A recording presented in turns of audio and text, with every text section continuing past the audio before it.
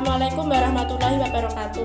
Perkenalkan, nama saya Fatmawati Naria dari kelas 9 nomor absen 13. Perkenalkan, nama saya Ricalia Puspitasari dari kelas 9 nomor absen 11. Perkenalkan, nama saya Teresa Putri Agustina, saya dari kelas 9 nomor absen 30. Kali ini saya akan menyampaikan bab 5 yang berjudul Harmoni Keberagaman Masyarakat Indonesia. 1. Makna harmoni dalam keberagaman sosial, budaya, ekonomi, dan gender dalam Bhinneka Tunggal Ika. 1. Harmoni dalam keberagaman sosial budaya terciptanya paduan keselarasan saling menghormati, menyayangi, serta menyinergikan dan menyelaraskan segala macam perbedaan secara ikhlas dan alamiah di lingkungan sosial budaya. Kehidupan masyarakat Indonesia yang berasal dari latar belakang yang beragam, suku, budaya, agama, tradisi, pendidikan, ekonomi, dan sebagainya merupakan kodrat yang harus diterima oleh bangsa Indonesia. 2.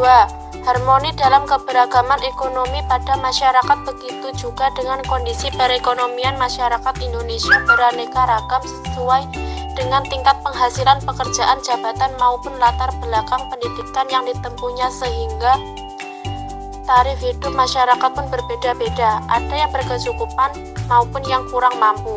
Namun keharmonisan antara anggota masyarakat yang berbeda ini pula harus dapat dipelihara. 3. Harmoni dalam keberagaman gender dalam masyarakat. Gender merupakan suatu sifat yang melekat pada laki-laki dan perempuan. Gender menunjukkan pembagian peran, kedudukan, dan tugas antara laki-laki dan perempuan berdasarkan sifat-sifat yang dimilikinya. Kesetaraan gender makin berkembang, bukan hanya perilaku yang adil berdasarkan ciri-ciri fisik antara laki-laki dan perempuan, tetapi mengarah kepada kompetensi, kemampuan akademik, atau keahlian yang dimiliki dari setiap orang dalam kehidupan masyarakat. B. Permasalahan dan akibat yang muncul dalam keberagaman masyarakat Indonesia.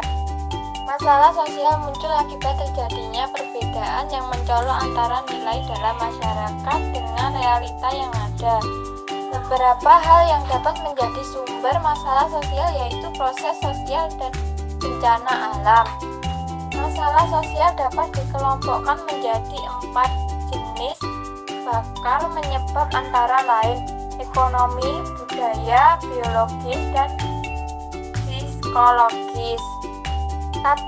Faktor ekonomi. Permasalahan sosial yang disebabkan oleh faktor ekonomi, misalnya karena tidak seimbangnya antara pendapat dengan pengeluaran. 2. Faktor budaya. Kebudayaan yang berkembang saat ini banyak dipengaruhi oleh kemajuan teknologi serta masuknya budaya asing. Faktor ini harus mendapat perhatian secara serius karena kebudayaan pada suatu negara dapat mencerminkan kebiasaan masyarakatnya. 3. Faktor biologis. Faktor ini dapat menyebabkan timbulnya masalah sosial seperti kurang gizi, penyakit penular, dan lain-lain. Hal ini terjadi karena kurangnya fasilitas kesehatan yang layak dan dapat terjadi juga karena kondisi ekonomi maupun pendidikan masyarakat yang tidak mencukupi. 4. Faktor psikologis. Selain ketiga faktor di atas, ada juga faktor psikologis. Masalah dari faktor ini dapat muncul jika psikologis suatu masyarakat sangat lemah. C. Upaya menyelesaikan masalah dalam keberagaman masyarakat Indonesia. 1.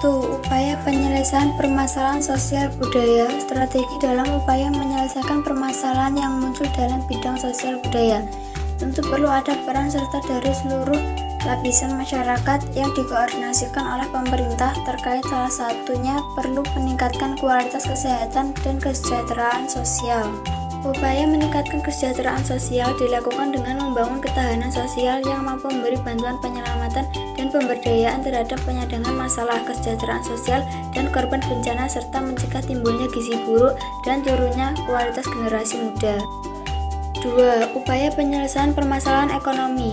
Upaya dalam menyelesaikan masalah ekonomi diantaranya perlu dikembangkan persaingan yang sehat dan adil serta menghindarkan terjadinya struktur pasar monopolistik dan berbagai struktur pasar yang merugikan masyarakat.